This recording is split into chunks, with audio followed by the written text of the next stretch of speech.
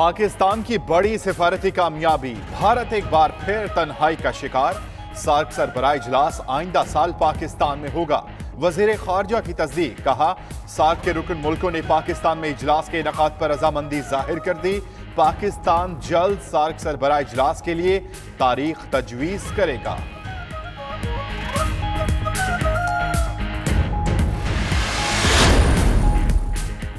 वहशी कसाई मोदी से इंकार, सार्क वज़राए खारिजा काउंसिल इजलास में पाकिस्तान का पुरजोर एहतजाज। शाह महमूद ने भारतीय हम मनसब की तकरीर सुनने से इंकार कर दिया।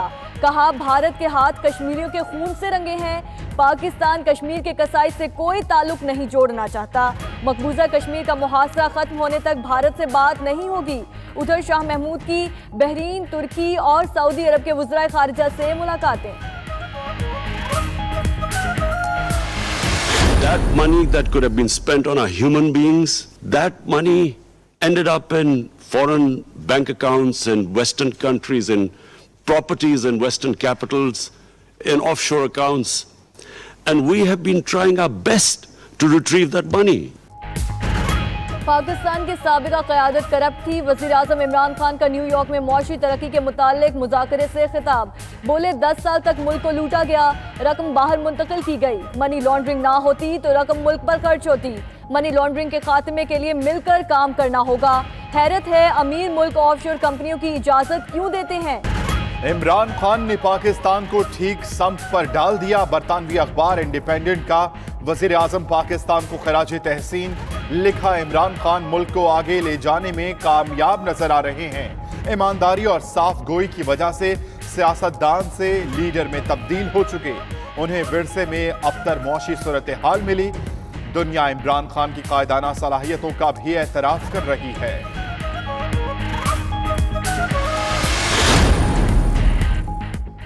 इमरान खान ने मईशत तबाह और सी पैक को मफलूज करके बैरूनी एजेंडा पूरा किया। नून लीग के रहनुमाओं का इल्जाम। एहसन इकबाल और मरियम औरंगजेब ने कहा नाम नेहाद मिस्टर क्लीन अपनी मनी लॉन्ड्रिंग छुपाने की कोशिश कर रहा है, मगर सब सामने आएगा।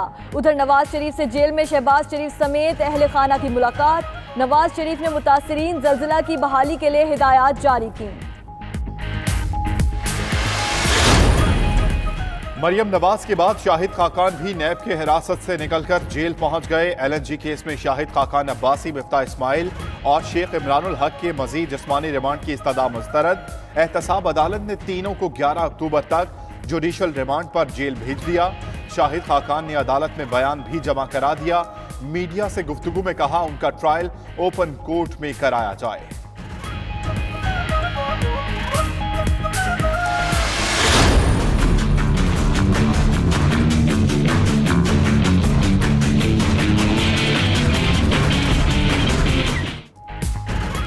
इलेक्शन कमीशन का बड़ा फैसला। PTI फॉरेन फंडिंग केस 1.5 साल बाद दोबारा खोल लिया। केस की समाअत 1 अक्टूबर को होगी। फरकेन को नोटिस जारी। फॉरेन फंडिंग केस की तहकीकात के लिए कायम खुसूसी कमेटी अपनी रिपोर्ट पेश करेगी। इलेक्शन कमीशन ने कमेटी मार्च 2018 में तश्कील दी थी।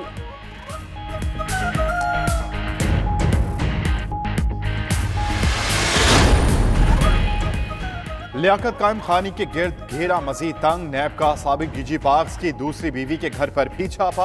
अहम दस्तावेजात हासिल कर ली गई। लियाकत कायम खानी के फ्रंट मैनों से भी तहकीकात शुरू। पार्क्स की असर नौ तामीर के लिए दिए जाने वाले ठेकों की छानबीन भी की जाएगी।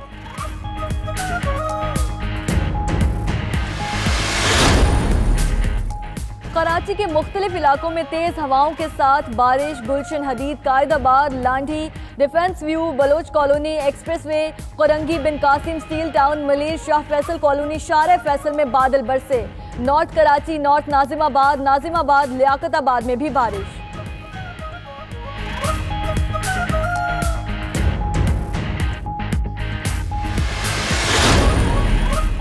अफगानिस्तान में सदारती इंतखाब। पाकिस्तान का आज और कल बॉर्डर क्रॉसिंग पॉइंट्स बंद करने का फैसला। तर्जुमान दफ्तर खारजा का कहना है कि पाक अफगान बॉर्डर क्रॉसिंग पॉइंट्स 27 और 28 सितंबर को मुकम्मल बंद रहेंगे। किसी किस्म की पैदल या तजारती आमदोरफ्त नहीं होगी। सिर्फ हंगामी सूरत हाल में मरीजों को ही इजाजत होगी।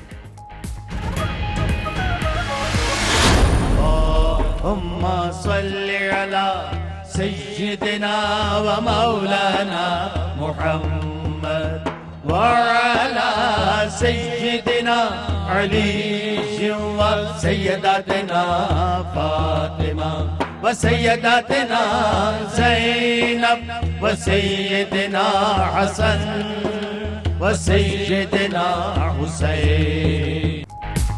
فیصل آباد میں مدینہ یونیورسٹی میں روح پرور محفل میلاد دربار حضرت غوث الاعظم بغداد شریف کے سجادہ نشین سید خالد عبدالقادر المنصور الجیلانی کی خصوصی شرکت.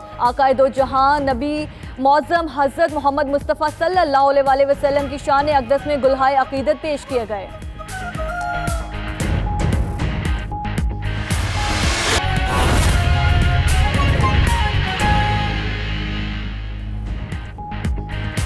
بسم اللہ الرحمن الرحیم. السلام علیکم. 92 نیوز کے ساتھ میں ہوں پاکیزہ ظاہر اور میں ہوں امان علی خان. ہیڈ لائنز آپ نے جانی. بلیٹن کے آغاز میں سب سے پہلے بات کریں گے کشمیر کے سفیر کی اور پاکستان کے سفارتی محاذ پر ایک اور بڑی کامیابی. وزیر خارجہ شاہ محمود قریشی کی میڈیا سے گفتگو. بولے آئندہ ساک سربراہ اجلاس اسلام آباد میں ہوگا, پاکستان تاریخ تجویز کرے گا. وزیر خارجہ نے کہا کہ ساک سربراہ اجلاس کی تاریخ رکن ملکوں سے مشاورت سے ہی طے کی جائے گی. آج پھر بطور میزبان تمام سارک ممالک کو سربراہ اجلاس کی دعوت دی. گزشتہ سال بھارت نے اجلاس پر اعتراض کیا, اس بار خاموشی اختیار کی. سارک سربراہ اجلاس 2016 میں اسلام آباد میں ہونا تھی. آج پھر بطور مہمان میزبان تمام سارک ممالک کو سربراہ اجلاس کی دعوت دی گئی ہے. گزشتہ سال بھارت نے اجلاس پر اعتراضات لگائے تھے. وزیر خارجہ شاہ محمود قریشی نے میڈیا سے گفتگو کی اور بولے کہ آئندہ سارک سربراہ اجلاس اسلام آباد میں ہوگا, پاکستان تاریخ کو تجویز کرے گا. وزیر خارجہ نے مزید کہا کہ سارک سربراہ اجلاس کی تاریخ رکن ممالک سے مشاورت کے بعد طے کی جائے گی. آج بطور میزبان تمام سارک ممالک کو سربراہ اجلاس کی باقاعدہ دعوت دی جائے گی. سارک وزرائے خارجہ کونسل اجلاس میں پاکستان کا پرزور احتجاج. وزیر خارجہ شاہ محمود قریشی کا بھارتی ہم منصب کی تقریر سننے سے انکار. کہا بھارتی وزیر خارجہ سبرامینیم جے شنکر کی تقریر نہیں سن سکتا. وزیر خارجہ شاہ محمود قریشی نے سارک وزارتی کونسل اجلاس میں بیٹھنے سے انکار کر کے نشست چھوڑ دی. کہتے ہیں بھارت کے ہاتھ معصوم کشمیریوں کے خون سے رنگے ہوئے ہیں. پاکستان کشمیر کے قصائی کے ساتھ کوئی تعلق نہیں جوڑنا چاہتا. مقبوضہ جموں و کشمیر کا غاصبانہ محاصرہ ختم ہونے تک بھارت کے ساتھ کوئی بات نہیں کی جائے گی. سارک وزرائے خارجہ کونسل اجلاس میں پاکستان کا پرزور احتجاج. وزیر خارجہ شاہ محمود قریشی کا بھارتی ہم منصب کی تقریر سننے سے واضح انکار. بلیٹن میں آگے بڑھتے ہوئے آپ کو بتائیں کہ بغداد شریف میں درگاہ حضرت غوث الاعظم کے سجادہ نشین نقیب الاشراف سید خالد عبدالقادر المنصور الجیلانی نے یونیورسٹی آف فیصل آباد میں اسٹوڈنٹس ٹیچر سینٹر کا افتتاح کر دیا. سیمینار میں انہوں نے طالبات کو دینی اور دنیاوی علوم سے ہم آہنگ ہونے کا درس بھی دیا, جبکہ کشمیر کے مسلمانوں پر بھارتی مظالم کے خلاف مسلم ممالک کی خاموشی پر دکھ کا اظہار کیا. بلاول سکندر کی report. The university of Faisal آباد سرگودا روڈ کیمپس میں اسٹوڈنٹس ٹیچرز سینٹر کی شاندار افتتاحی تقریب منعقد ہوئی. بغداد شریف میں حضرت غوث اعظم کی درگاہ کے سجادہ نشین نقیب الاشراف سید خالد عبدالقادر منصور الجیلانی مہمان خصوصی کے طور پر شریک ہوئے, جنہوں نے اپنے دست مبارک سے سینٹر کا افتتاح کیا. اس موقع پر ایک سیمینار کا انعقاد بھی کیا گیا, جس میں سجادہ نشین نقیب الاشراف سید خالد عبدالقادر المنصور الجیلانی نے خصوصی خطاب کرتے ہوئے طالبات کو والدین سے شفقت اور محبت سے پیش آنے کا درس دیا. انہوں نے کہا ہمارا دین امن اور پیار کا پیغام دیتا ہے. سجادہ نشین درگاہ بغداد شریف نے کشمیریوں پر مظالم کے خلاف مسلم امہ کی خاموشی پر گہرے دکھ کا اظہار بھی کیا. Now what happened in Kashmir, you see all people he want to help Kashmir, not because he's Muslim, but what happened in Kashmir maybe happened in Iraq, maybe happened in any country. Destroy the road, destroy the house, people in the hospital, no food, no water. You know, but the problem I don't find any Muslim country support Kashmir.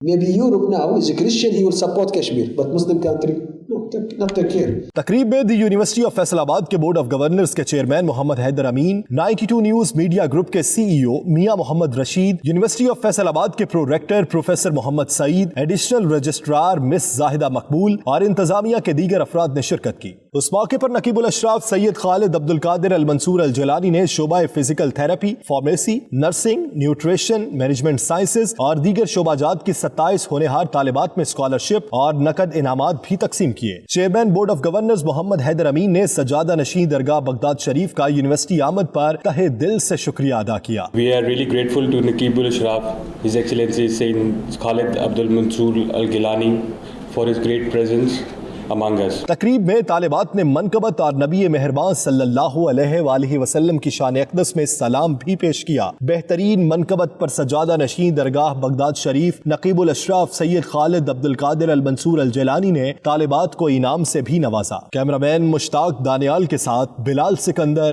92 news Faisal آباد۔